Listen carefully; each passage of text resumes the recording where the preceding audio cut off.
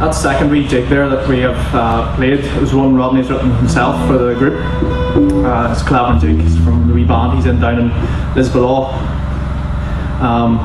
It's not one of the ones in our CD, right enough. We took our little CD is called Long Time Coming. And it's taken that long to get there that we've got a few new tunes out in the go already. This next one we're going to play, actually, we're going to slow the pace, and this is one that is on the CD. It's called Mull of Kintyre, which you will all recognise, sung by Paul McCartney.